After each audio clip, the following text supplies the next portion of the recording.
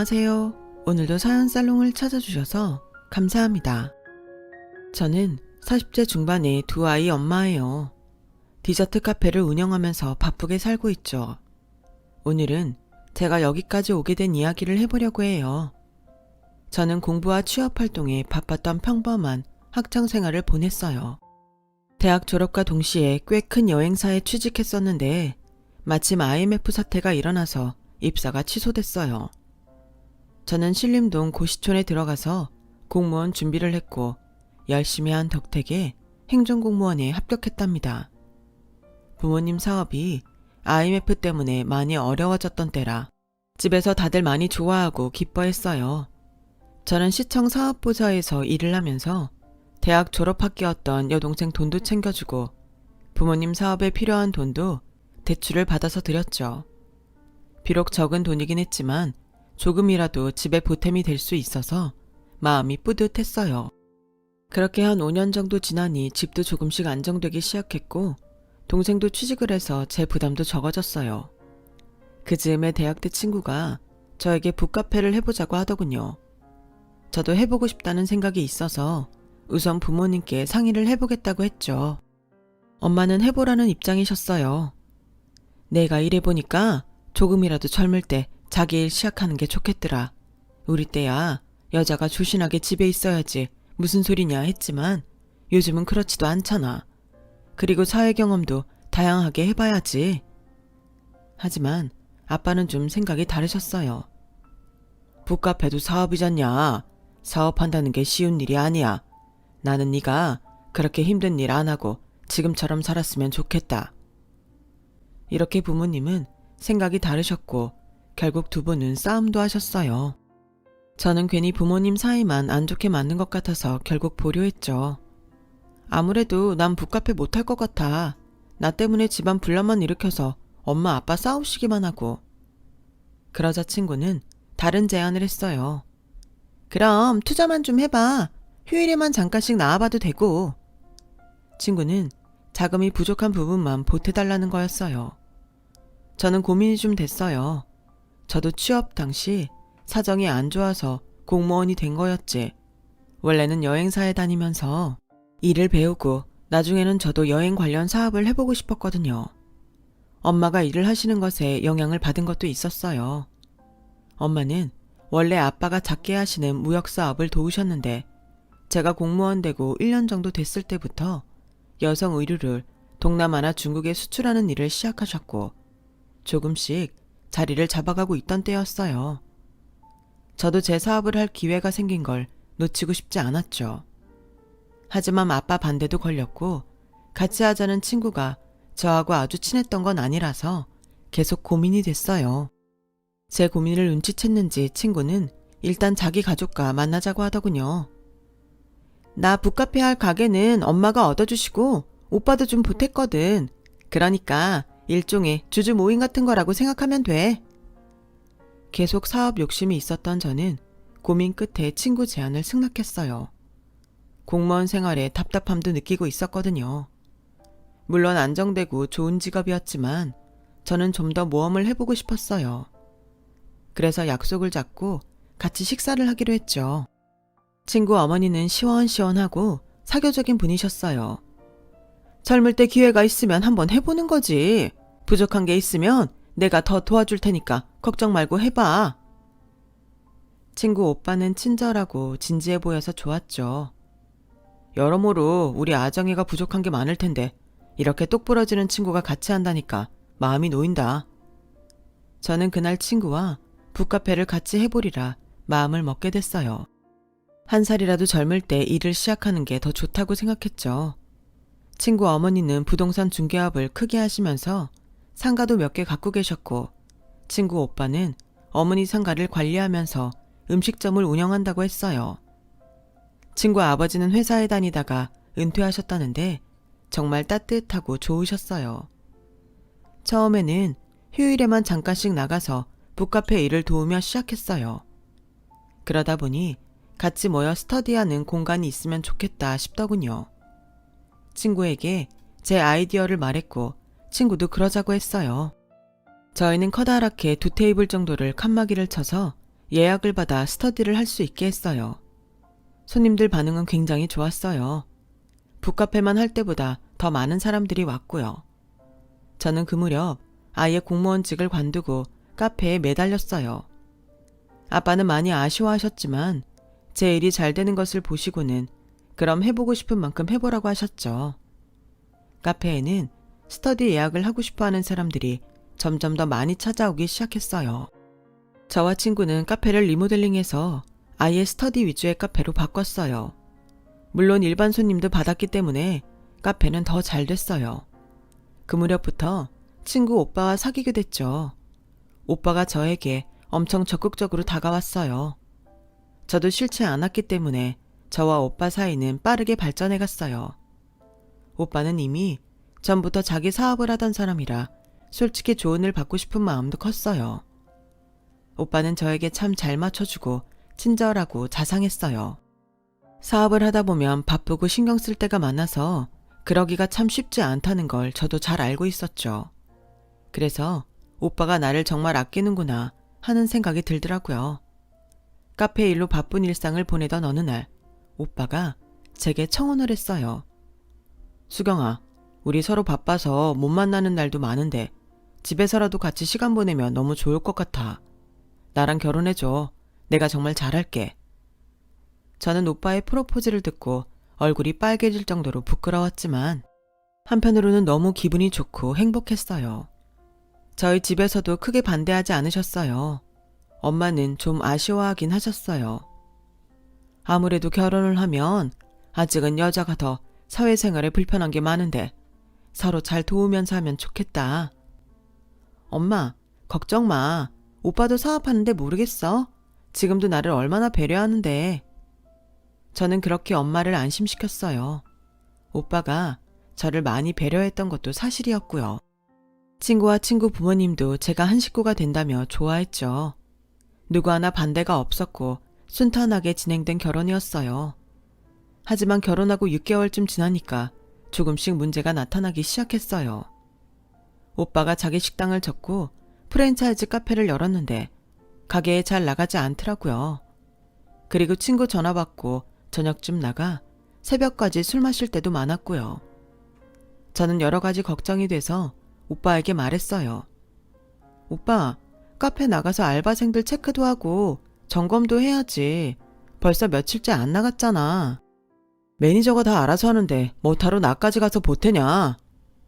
그래도 그게 아니지. 사장이 신경 안 쓴다고 생각하면 그때부터 완전 엉망이 된다고. 아 진짜 옆에서 더럽게 떽떽거리네. 그렇게 신경 쓰이면 네가 나가보든가. 저는 정말 큰 충격을 받았어요. 내가 지금 뭘 잘못 들은 건 아닌가? 아니면 내가 모르는 무슨 일이 생겨서 마음이 안 좋은 건가? 별 생각이 다 들었죠. 오빠, 혹시 카페에 무슨 일 있어? 그래서 이러는 거야?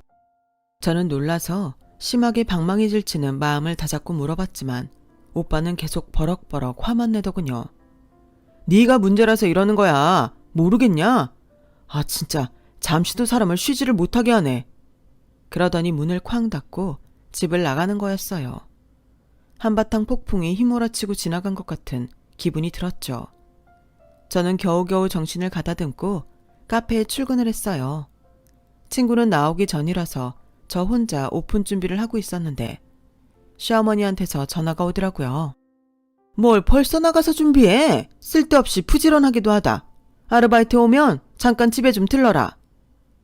어머니 목소리는 어째 저기압에 느낌이 안 좋더라고요. 무슨 일이 있나 생각하다가 아침에 오빠도 이상했는데 집에 나 모르는 심각한 일이 생겼나 걱정이 됐죠. 그래서 부랴부랴 시댁에 갔어요. 친구는 들어오는 저를 보는 등 마는 등 소파에 배를 깔고서 과자를 먹으며 TV를 보더군요. 시아버지는 외출하고 안 계셨고요.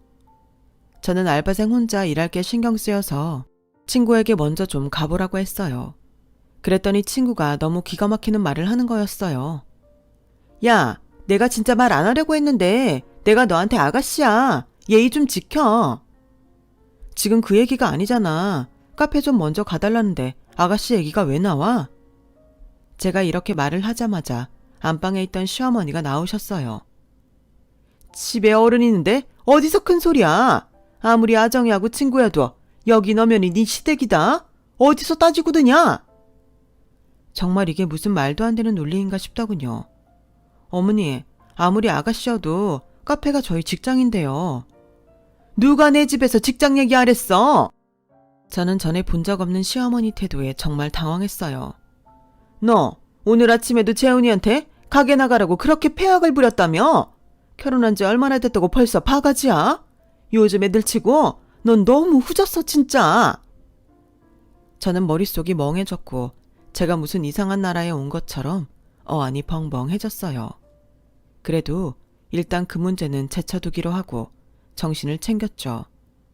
근데 저는 왜 오라고 하셨어요? 무슨 일 생겼나요? 일단 커피 좀 내와라. 과일도 깎고.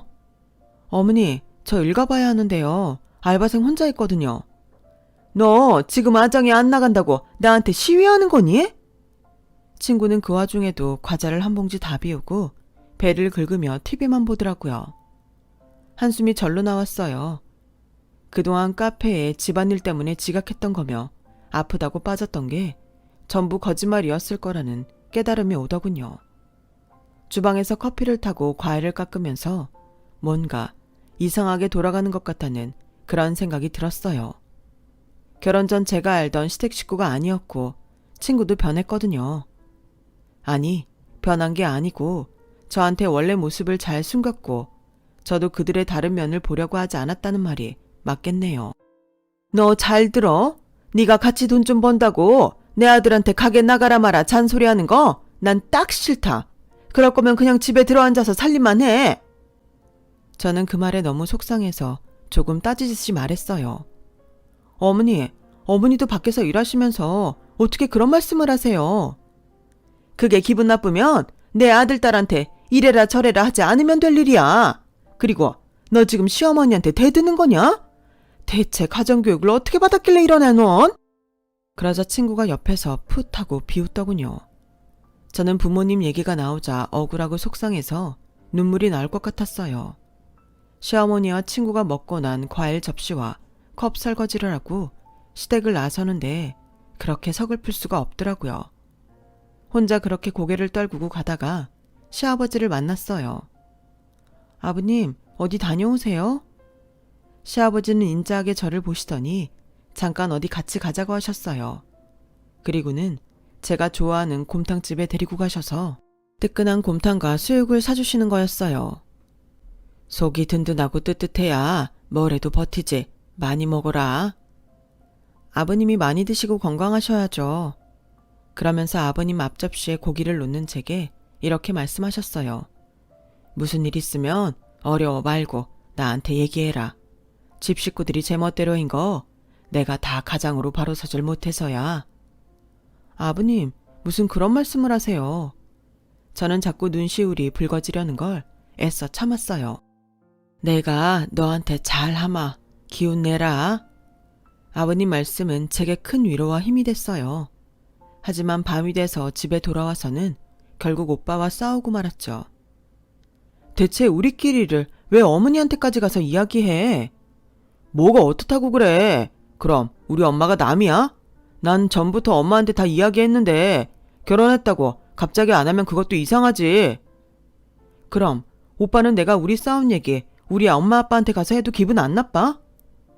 그랬더니 오빠는 더 기가 막힌 말을 하는 거예요. 우리 엄마 아빠? 야, 너 웃긴다. 뭐 지금 편가르냐 유치하게? 그리고 넌 우리 집에 시집 왔어. 우리 엄마가 네가 모실 어머니야. 저는 속이 뜨거울 정도로 내가 사람을 잘못 봤구나 싶더라고요. 결혼 전에 봤던 모습과 달라도 너무 다른 오빠는 정말 실망 그 자체였죠. 하지만 이건 시작이었어요. 한 달이 지났는데 통장에 제 몫에 카페 이익금이 들어오지 않는 거예요. 그래서 전 알바생이 없을 때 친구에게 물어봤어요. 집에 가서 얘기하면 또 시끄러워질 테니까요. 아정아, 오늘이 말일인데 이번 달 내 정산금이 안 들어왔는데? 그러자 친구는 눈도 하나 깜빡 안 하고 이렇게 말하는 거였어요. 이제 네 거 내 거 그만할 때도 됐잖아. 어차피 너도 우리 식구인데 그냥 합쳐서 쓰면 되지. 그건 아니지. 엄연히 나랑 오빠는 다른 살림을 하는데 그럼 들어와서 살아. 안 그래도 엄마도 따로 사니까 불편하다고 하시는데. 저는 어이가 없다 못해 복장이 터질 것 같았어요. 무슨 그런 말도 안 되는 말을 해. 진짜 해도 너무한다. 너야말로 너무한 거 아니야? 우리 부모님이랑 사는 게 그렇게 말도 안 돼? 그리고 너 자꾸 우리 둘이 있을 때 말 놓고 그러는 거 아주 불쾌해. 이제부터 꼬박꼬박 아가씨라고 하고 말 높여. 갑자기 눈앞이 핑 돌았어요. 그날 아침부터 계속 컨디션이 안 좋았는데 친구 말에 스트레스를 받아서인지 어지럼증이 심해지는 것 같았어요. 친구는 그렇게 제 속을 질러놓고 자기 약속이 있어서 준비한다며 집으로 먼저 들어가더군요. 알바생과 마감을 마치고 집에 와서도 몸이 안 좋아 누워있는데 오빠가 술에 취해 새벽 1시가 넘어서 들어오더군요. 저는 내다볼 힘도 없어서 가만히 눈을 감고 있었죠. 그랬더니 문을 벌컥 열고 들어와서 소리를 버럭 지르는 거예요. 넌 남편이 술 마시고 왔는데 내다보지도 않아? 저는 싸울 힘도 없어 가만히 말했어요. 나 지금 힘들어서 그래. 웃기시네. 얼른 나와서 꿀물도 타오고 씻을 물도 받아야 될 거 아니야. 저는 더는 안 되겠다 싶어서 천근만근히 몸을 겨우 일으켜 가방과 차키를 들고 거실로 나갔어요. 더는 말도 안 통하는 이 집에 있고 싶지 않아서 무거운 발을 질질 끌며 현관으로 나가려는데 뒤에서 오빠가 저를 확 잡아당기는 게 느껴졌어요. 지금 어딜 나가? 나랑 해보자는 거야? 저는 그 말을 듣고 바로 혼절했어요. 나중에 병원에서 깨어 의사 얘기를 들으니 저는 임신 5주 상태였고 몸이 너무 안 좋아서 유산이 됐다는 거였어요. 저는 너무 놀라 펑펑 울기만 했어요. 친정 부모님과 여동생은 마침 일 때문에 해외에 가서 없었어요. 저는 저를 돌봐주는 사람 없는 병실에서 통곡하며 울었어요. 한참 있자 오빠가 혼자 오는데 표정이 좋지 않더라고요. 오빠도 아이가 유산됐다니 마음이 안 좋은가 보다 싶었어요. 그런데 제가 자는 줄 알고 있던 오빠가 핸드폰을 보며 이러더군요. 아 진짜 미사리 가기로 했는데 짜증나게 사람 발목 잡네. 저는 그 말에 완전히 마음이 돌아섰어요. 오빠는 눈을 감고 있는 제 얼굴을 기웃기웃하더니 조심스럽게 빠져나가는 기척이 느껴지더군요. 저는 오빠가 나가자마자 퇴원을 하려고 자리에서 일어났습니다. 주섬주섬 옷을 챙겨 입고 6인 병실을 나가려는데 마침 들어오시던 시아버지와 마주쳤어요. 얘, 왜 그러냐? 벌써 퇴원하면 안 되잖아. 시아버지는 저를 보고 놀라서 눈이 휘둥그레지셨죠. 저를 걱정해서 병원까지 와준 시집식구는 아버님 뿐이었어요. 아버님, 죄송해요. 저 더는 못 살겠어요. 제가 어깨를 들썩이며 흐느끼자 아버님은 저를 토닥이셨어요. 내가 너를 붙잡으면 노욕이겠다 싶구나. 식구들 등살에 치여서 사는 건 나 하나면 족하다. 편한 대로 하거라. 저는 거듭 아버님께 죄송하다고 하며 병원을 나와 친정으로 갔어요. 그리고 부모님과 여동생이 오기 전에 먼저 이혼 준비를 했죠. 시어머니는 코웃음만 치고 오빠는 제 전화나 문자도 씹더군요. 그래, 이혼녀 딱지 붙이고 얼마나 잘 사나 보자. 나도 내 손주 건사 못하는 며느리는 싫다. 저는 시어머니 악담에 몸서리가 쳐졌지만 괜한 꼬투리 잡히기 싫어 입 다물고 가만히 있었어요. 오빠는 나중에 문자로 그럼 카페는 그만둘 거냐는 것만 묻더군요. 친구는 더 가관이었어요. 이혼하면 카페도 안 할 것 같은데 이제 와서 투자금 돌려받을 생각은 하지 마. 어차피 리모델링 비용이나 고정 지출비는 우리 집에서 더 많이 됐잖아. 변호사는 제가 결혼 후 제대로 쓴 계약서가 없어서 소송을 해도 돌려받을 수 있는 금액이 많지 않다고 했어요. 저는 투자금을 깨끗이 포기하기로 했어요. 그래야 그 집과의 인연을 빨리 끊을 수 있을 것 같았으니까요. 부모님과 여동생은 나중에 이 사실을 알고 그저 저를 안고 토닥여 주기만 했죠. 여동생은 제가 행복할 줄만 알았다며 많이 울었어요. 친구와 했던 카페는 갈수록 잘 되고 있었어요. 하지만 저는 모든 걸 처음부터 시작해야 했죠. 처음부터 다시 발품을 팔아가며 가게를 알아보고 아이템을 고민하던 저는 집에서 마들렌을 만들다가 디저트 카페를 해보면 어떨까 하고 아이디어를 떠올리게 됐어요. 카페를 한번 해봤던지라 자신도 있었고 제가 마침 베이킹 자격증이 있어서 처음에는 저 혼자 할 수 있겠다 싶었거든요. 저는 혼자 감당할 수 있을 만한 크기의 가게를 얻고 바로 디저트 메뉴 연구에 들어갔어요. 저는 생과일을 얹은 숏케이크와 요거트를 주력으로 하는 작은 매장을 열게 됐어요. 아메리카노는 원하는 만큼 리필도 해주었고요.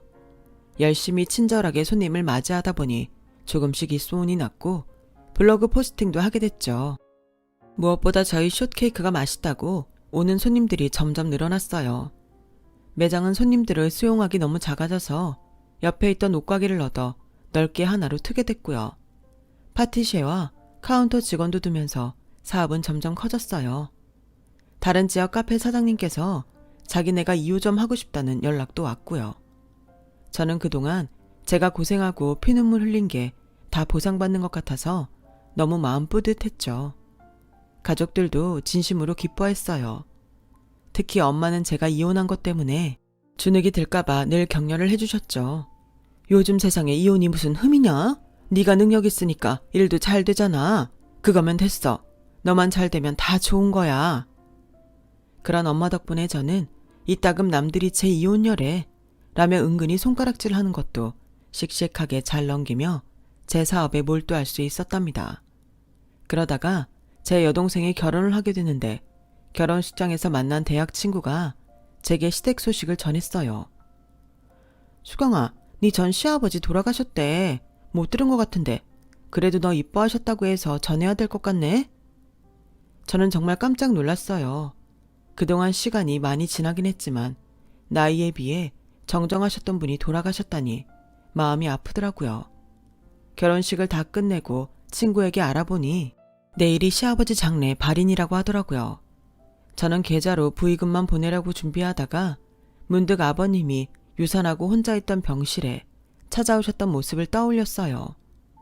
아무리 다른 사람이 싫어도 제게 끝까지 따뜻하게 대해주시고 도리를 지켜주신 어른이 돌아가신 자리에 찾아가지 않는 건 예의가 아니라는 생각이 들더라고요. 그래서 저는 장례식장으로 발걸음을 옮겼어요. 저를 본 오빠와 친구는 눈동자가 흔들리더라고요. 어머니는 잠깐 나가셨는지 자리에 없었고요. 저는 부의금을 내고 두 사람에게는 눈길도 주지 않고 시아버지 사진 앞에 국화를 놓고 향을 꽂았어요. 그랬더니 갑자기 울컥하고 눈물이 솟구치기 시작하는 거예요. 그분도 자기와 다른 가족들 때문에 평생 마음고생 하셨을 거라는 생각과 저에게 해주시던 마음 씀씀이가 떠올라 저는 그 자리에 무릎 꿇고 앉아서 한참을 흐느꼈어요. 그리고 돌아서 나가려는데 뒤에서 누가 제 팔을 잡더라고요. 시어머니였어요. 참 오랜만이구나. 얼굴 보니 잘 지냈나 보네. 저는 그런 시어머니 인사에 헛웃음이 났어요. 와줘서 고맙다던가 미안하다는 게 아니고 아무렇지도 않게 오랜만이고 잘 지낸 것 같다고 하니까요. 제가 말없이 목례만 하고 자리를 빠져나오는데 시어머니가 저를 붙잡더니 잠깐 얘기를 하자고 하셨어요. 저는 시어머니 손에 끌려 구석으로 갔어요. 얘, 너 보니 잘됐다 싶다. 전에 아정이랑 하던 카페 네가 돈 좀 보태줄 수 있을까? 네? 제가 그 카페에 왜 돈을 보태요? 저는 어이가 없었어요. 시어머니는 천연덕스럽게 미소를 지으시며 이러셨어요. 아정이가 카페 확장을 하다가 돈이 좀 부족해졌지 뭐니. 그래도 네가 애정있던 곳인데 잘 되는 게 좋잖아. 저 이제 그 카페에 애정 없어요. 그리고 제가 투자할 이유가 없는데요. 제가 냉정하게 말하자 시어머니는 아주 상냥한 척 하시며 제 어깨를 쓰다듬으시더군요. 니네끼리 오해가 좀 있어서 틀어졌던 건 알겠는데 그래도 네 시아버지가 너한테 좀 잘했니? 시아버지 생각하면 네가 아정이한테 그러면 안 되지? 저는 안 되겠다 싶어서 목소리를 높였어요. 제가요, 웬만하면 돌아가신 분 보내드리는 자리에서 이러지 않으려고 했는데요. 시아버지 생각하는데 제가 왜 아정이 사업에 돈을 보태야 되는지 모르겠네요. 그리고 제 투자금도 돌려주지 않으셨으면서 너무하시는 거 아닌가요? 그러자 사람들이 흘끔대며 저와 시어머니를 쳐다봤어요. 그때 오빠가 오더니 저보고 따로 이야기를 하자고 하더라고요. 뭘 따로 얘기해? 난 할 얘기 없어. 얘기할 거 있으면 이 자리에서 해. 제가 강하게 나갔더니 그제의 오빠는 다 죽는 소리를 하더라고요. 요즘 우리 집이 좀 이래저래 어수선한데 너 요즘 잘 나간다며. 그러니까 네가 아정이랑 했던 카페에 돈 좀 투자해. 그거 잘 되면 너 섭섭치 않게 해줄게. 저는 오빠가 잡고 있던 손을 뿌리쳤어요. 어디다 대고 투자해란 말아야. 아직 뭔가 착각하는 것 같은데 나 예전 박수경 아니야. 그러자 갑자기 다들 조용해지더라고요. 나를 언제든 빨대 꽂고 빨아먹을 수 있는 호구로 생각했나 본데 내가 카페에 투자했던 돈 돌려달라고 소송하지 않는 것만도 다행으로 생각해. 그리고 어머니! 제가 부르자 시어머니는 흠칫하시면서 저를 보셨어요. 저 아정이랑 오빠 때문에 스트레스 받아서 유산하고도 어머니 저 병문안도 한번 안 오셨잖아요. 그리고 이혼녀 딱지 붙이고 얼마나 잘 사나 보자고 하셨죠? 저보고 돈 달라고 하실 정신 있으시면 아정이나 똑바로 가르치세요. 저는 사람들 사이를 빠져나오다가 아정이를 보고 한마디 했어요. 너도 정신 차려. 가게는 뒷전이고 놀 생각만 하니까 사업이 되겠어? 그렇게 저는 전 남편과 시어머니 그리고 친구에게 따끔하게 한마디 하고 시댁과 완전히 정리를 했죠. 시아버지를 마지막으로 뵌 게 장례식장이어서 마음이 아팠지만요. 시간이 많이 지나고 저는 좋은 사람을 만나 재혼했어요. 지금 남편은 친구처럼 재미있는 사람이에요. 딸 하나, 아들 하나도 낳았고요. 남편은 친정에도 아들 노릇하며 잘 지내고 있어요. 저는 그때 평생에 액땜을 했다고 생각하고 있어요. 아무리 하고 싶은 일이 있다고 해도 덥석덥석해서는 안 된다는 것도 알았고요. 아주 비싼 인생 수업을 한 것 같아요. 제 얘기는 여기까지예요. 들어주셔서 감사하고요. 다들 행복하세요. 여러분, 사연 댓글에 응원과 현명한 조언 부탁드려요. 좋아요와 구독은 저에게 큰 힘이 됩니다. 오늘도 좋은 일 가득하세요.